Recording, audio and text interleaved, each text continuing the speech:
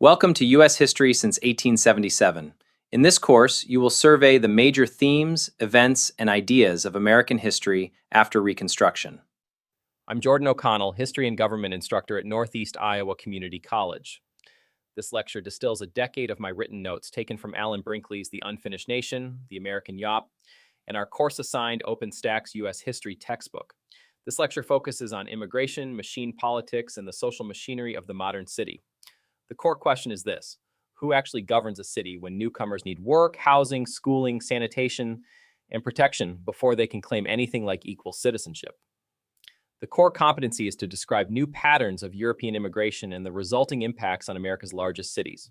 Who actually governs a city when newcomers need work, housing, schooling, sanitation, and protection before they can claim anything like equal citizenship? From the 1880s into the early 20th century, American cities became the main receiving stations for migrants from Southern, Eastern, and Central Europe because employers needed labor and earlier migrants sent back money, letters, and instructions. New York, Chicago, Boston, Philadelphia, Cleveland, and Pittsburgh promised wages, parish networks, kinship ties, and political incorporation.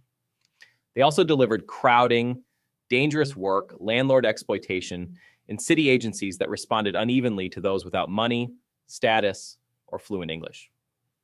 Urban immigration, therefore, cannot be treated as a simple doorway into citizenship. Housing markets, ethnic neighborhoods, ward organizations, parish networks, street trades, and factory hiring systems sorted families into specific forms of dependence long before formal naturalization or school-based Americanization could take over. Democracy widened as cities absorbed new populations, but those populations often entered public life through brokerage and bargaining rather than through equal public provision.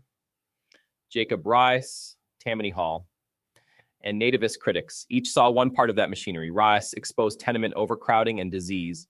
Machine politicians saw loyalty, services, and votes. Nativists saw immigrant wards as evidence of corruption, disorder, and cultural threat. The industrial city became the place where immigration, municipal power, labor demand, and social fear collided block by block. The migration streams of this era were large and varied. Italians from the Mezzogiorno, Jews fleeing pogroms in the Russian Empire, Poles, Slovaks, Hungarians, Greeks, Germans, and others crossed the Atlantic in steerage because industrial wages in the United States looked better than rural scarcity, military conscription, persecution, or limited land holding at home. Steamship companies advertised routes, labor recruiters spread information, and relatives already in America sent prepaid tickets or remittances. This pattern is why chain migration became so powerful. Movement became easier after the first successful departure from a village or district created an address, a contact, and a known route. Ellis Island, opened in 1892, symbolized entry into the United States, but the inspection process there was selective and administrative. Arriving passengers moved through medical examinations, legal questioning, and visual screening. Officials looked for contagious disease, likely public charges, contract labor violations, and problems of documentation or identity. Most passed, but the bureaucratic experience had consequences because it made immigrants legible to the state as bodies to classify before they ever reached a neighborhood. Ellis Island was therefore both a gateway and an early filter. The logistics of arrival shaped that first encounter. Steamship manifests listed age, sex, occupation, destination, and the name of the relative or contact waiting in the United States. Doctors marked chalk letters on coats when they suspected trachoma, lameness, mental disability, or other conditions that could trigger secondary inspection. Baggage was tagged, translators moved through the lines, and cash requirements were sometimes checked to determine whether a passenger might become a public charge. The process could take hours for most arrivals and much longer for those held for hearings or medical review. Entry into the city, therefore, began with paperwork, health judgment, and federal classification. After landing, geography shaped survival. Newcomers often followed kin to specific wards, blocks, or parishes where familiar language and mutual aid could reduce risk. Boarding houses, furnished rooms, and tenements provided immediate shelter close to docks, rail lines, factories, slaughterhouses, sweatshops, or construction work. Tenement buildings in New York's Lower East Side or Chicago's industrial districts concentrated multiple families in cramped apartments with poor ventilation, shared toilets, and weak sanitation. Reform laws such as New York's Tenement House Act of 1901 tried to improve light shafts, airflow, and basic safety, but overcrowding remained common because rent pressure and labor geography kept demand high. Alternatives existed in principle. More generous municipal housing standards, stronger sanitation departments, Better wages, public transit to safer districts, and responsive social services could have reduced dependency on ward organizations and landlords. Those alternatives remained incomplete. The city often appeared first as a set of bargains: a room near the shop, credit at the local grocer, a priest or landsman shaft for aid, a saloon keeper who knew the ward captain, a school that Americanized children faster than their parents. Belonging, therefore, grew through institutions that were practical before they were ideal. The skyline also changed this geography. Steel frame construction, elevators, and speculative real estate made downtown office towers possible at the same time that older working class districts became denser. Corporate growth rose vertically while immigrant housing packed laterally into older blocks. The modern city thus made inequality visible in space. The office tower, the department store, the tenement hallway, and the pushcart street formed part of the same urban system. Working immigrant families faced immediate pressures of wages, rent, illness, and adaptation. Men worked in docks, construction, foundries, mills, or transit systems. Women took in boarders, washed clothes, worked in garment shops, rolled cigars, or labored in domestic service. Children sold newspapers, ran errands, translated for parents, attended school irregularly, or entered factories early. Household survival depended on combining several partial incomes and on drawing from neighborhood networks when work slowed or sickness hit. The city should therefore be understood through family economy as much as through formal politics. Political machines answered a different pressure. Organizations such as Tammany Hall in New York needed turnout, loyalty, and disciplined ward operations. They built that power through precinct captains, saloon keepers, ward healers, and local fixers who could secure city jobs, help with rent, distribute coal in winter, provide food baskets, intervene with police, and connect constituents to courts or municipal offices. Patronage was transactional governance. It exchanged assistance and access for votes and long-term allegiance. Reformers often condemned the corruption in that system, and the criticism was frequently justified. Yet the machine also delivered results faster than distant city departments that treated immigrants with contempt or delay. The structure of machine politics depended on administrative weakness in the formal state. When sanitation was uneven, jobs scarce, and welfare provision limited, the broker who could solve a problem gained authority. Tammany's power was therefore rooted in the gap between public need and public fairness.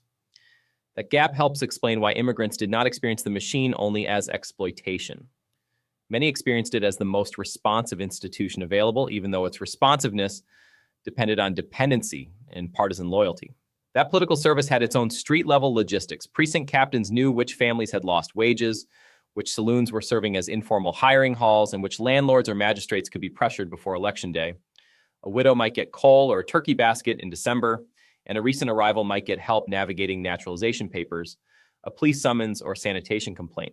In return, machine leaders expected turnout, repeat allegiance, and willingness to canvass neighbors. Tammany's strength was built on small transactions, repeated ward by ward, until they formed a citywide vote-producing structure.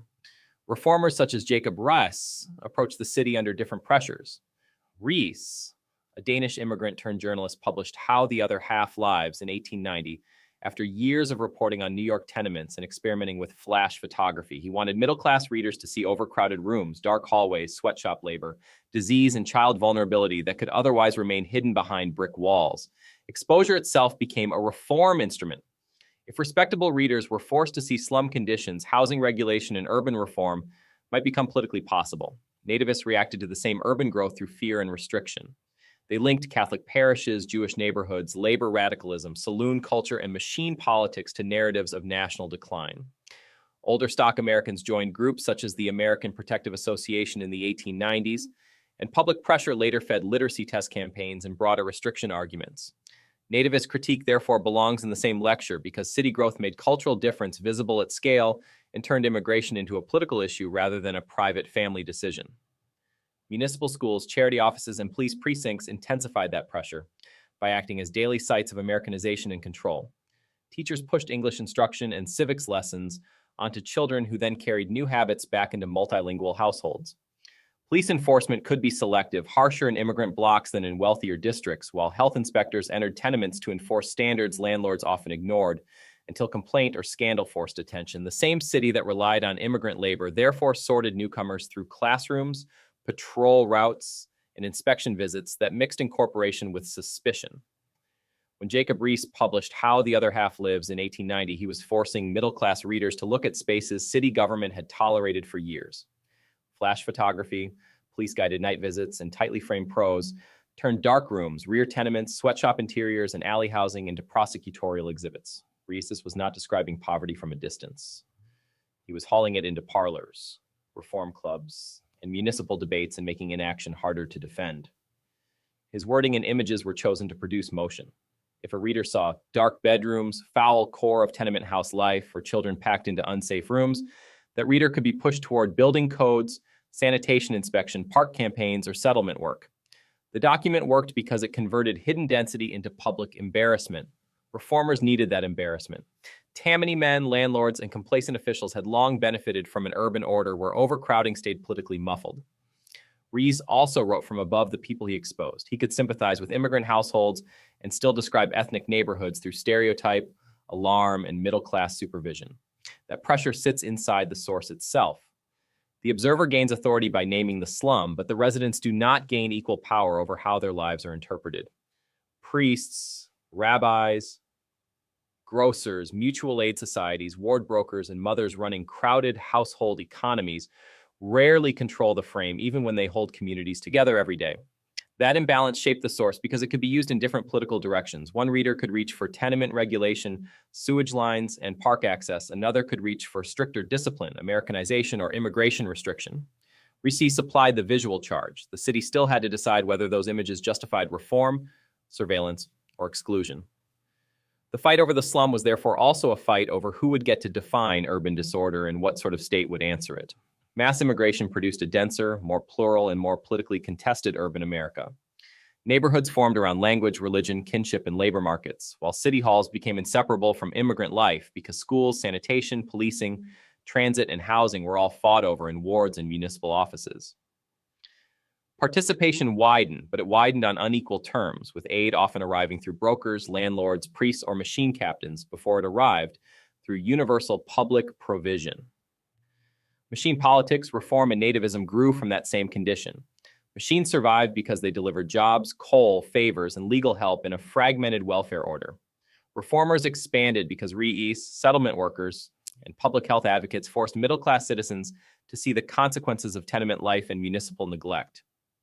Nativists gained force because visible differences in language, religion, and custom-fed anxieties already tied to labor unrest and corruption. The city became a training ground for democratic incorporation and for exclusionary backlash at the same time.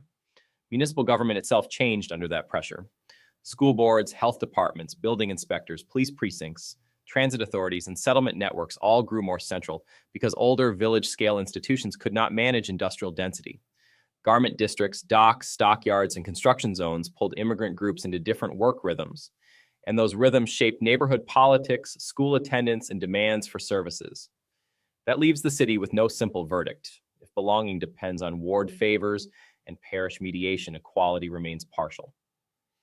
If reform replaces brokerage with administration, whole neighborhoods can lose the only institutions that answered quickly when crisis arrived. The immigrant city taught the United States how diversity, growth, dependence, and democratic aspiration could operate together, but it never solved which form of urban power people were supposed to trust when those forces collided. If you're curious how I'm using AI to build these lectures and reshape higher education, visit thelibertytolearn.com. I'll see you in class.